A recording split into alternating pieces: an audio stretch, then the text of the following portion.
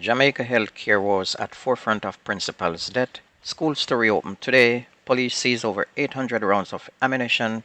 Gunmen strike in third mass shooting while 30 taxi drivers killed since the start of this year. This is Undiluted News. Mikey Bones reporting. Jamaica healthcare continues to be among the worst in the Western world.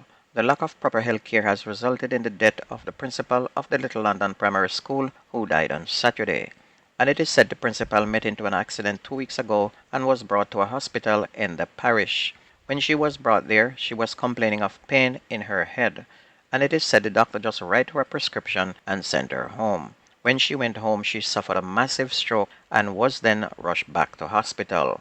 Now, how can someone meet into an accident, get head injury, and just get a prescription to fill? No x-ray, no observation, no admission. And I think the family needs to sue the hospital for malpractice. School is scheduled to be open today in Jamaica, but some schools due to damage will have difficulty opening today. Some school administrators in the southern and central sections of the country, including Cross Keys High in Manchester, said they are about 80% ready for the September 2 timeline. But for Monroe College in St. Elizabeth, one of the schools categorized as severely damaged, that target is out of reach. Principal Dr. Mark Smith said repairs are about 60% complete and administrators and stakeholders are working overtime to have a phased reopening starting next week. And he said the full reopening is now scheduled for September 16. The Public Safety and Traffic Enforcement Branch of the Jamaica Constabulary Force has reported that up to early on Saturday morning, 30 fewer people have died this year as a result of motor vehicle collision. The data from PSTEB said road fatalities continue to trend downwards with an 11% decline up to August 31st when compared with the same period last year. So far, there have been 246 road fatalities resulting from 213 collisions, and by this time last year, 275 persons had died in road crashes. But despite the decline, the Island Traffic Authority is urging members of the public to still exercise caution.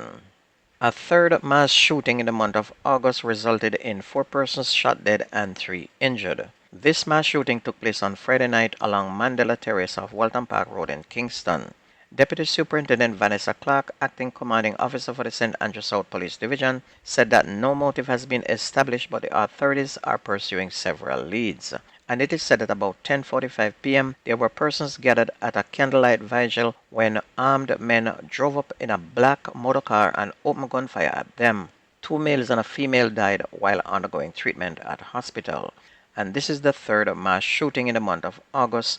In the first, 19 persons were shot, resulting in 8 deaths, and the second one had 8 persons shot, with 1 man losing his life. The Jamaica police continue to do a very good job seizing weapons and taking criminals off the street, and every week they happen to find ammunition as well. The police seized more than 800 assorted rounds of ammunition during an operation at Crossmont in Santa Cruz and St. Elizabeth on Friday morning. Superintendent Coleridge Minto, head of the St. Elizabeth Police, said the seizure is one of the largest in the parish. He said a particular premises was searched, and at the end of the operation, a total of 836 rounds of ammunition was recovered. The breakdown is that 702.2 cartridges, 85.9mm rounds, 49.38 cartridges, and 1 9mm magazine, one 2.2 magazine as well as a .38 handle of a weapon were recovered in this operation, he reported. No one was arrested in connection with the find. Everton Newman, president of the Transport Operations Development Sustainable Service, has condemned the killing of taxi operator Richard Nemhard in August. The killing brought the number of taxi operators killed since the start of the year to 30. According to Newman, Nemhard's death is among an attack on one of the island's most important service providers.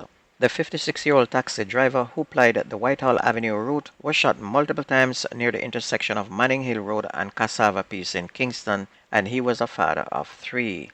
Onlookers near the scene said he was shot while driving and lost control of the car and crashed into another vehicle that was parked at Midway Mall Plaza before slamming into the entrance door of a fast food premises.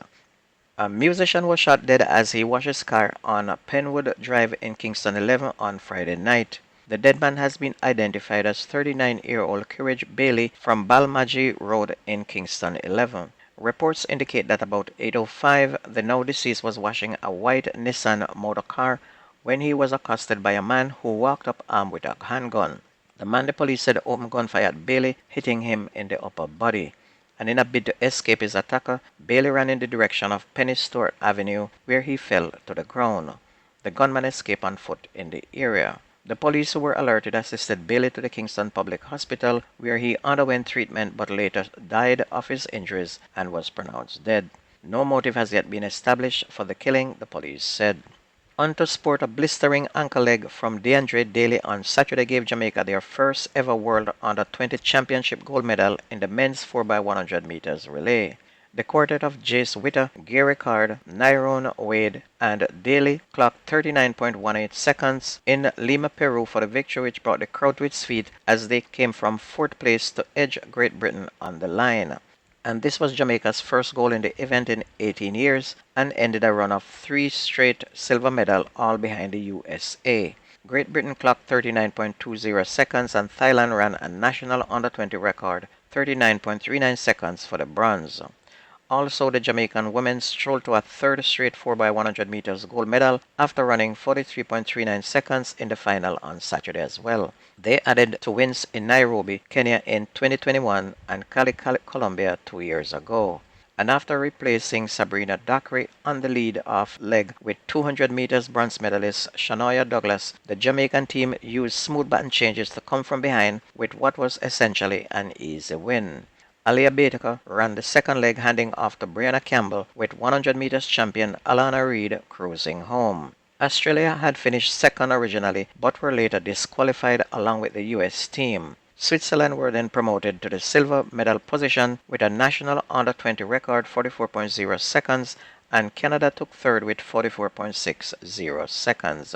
Jamaica overall finished fourth on the medal table. The Jamaicans captured 4 gold and a bronze and were 7th on the placing tables with 59 points. The tally was less than the 15 medals won 2 years ago in Cali, Colombia, and the 11 won in Nairobi, Kenya in 2021. Meanwhile, the USA topped both tables, getting 16 medals, same as 2 years ago in Cali, Colombia, comprised of 8 gold, 4 silver, and 4 bronze. Ethiopia were next with 6 gold, 2 silver, and 2 bronze, followed by China with 4 gold, 4 silver, and 3 bronze. On to football, Jamaica Reggae Boys will start training today in preparation for their game in the Nations League against Cuba on Friday and Honduras a few days later. New head coach Steve McLaren is expecting a tough test from both teams and is preparing his coaching staff and the Reggae Boys player for what he expects will be significant pressure to deliver positive results. McLaren, who was appointed to the post in July, warned that both Cuba and Honduras will pose problems for the team, but made it clear that the boys must be prepared to handle the challenges given the importance of the fixtures, which are considered crucial in the team's preparation for the FIFA World Cup qualifier, which begins next year. And if you missed the news on this station, please go to YouTube, type in Jamerican Undiluted News, listen, like, share, subscribe to keep it going. That's news and sports on your favorite radio. My name is Mikey Bones. I gone.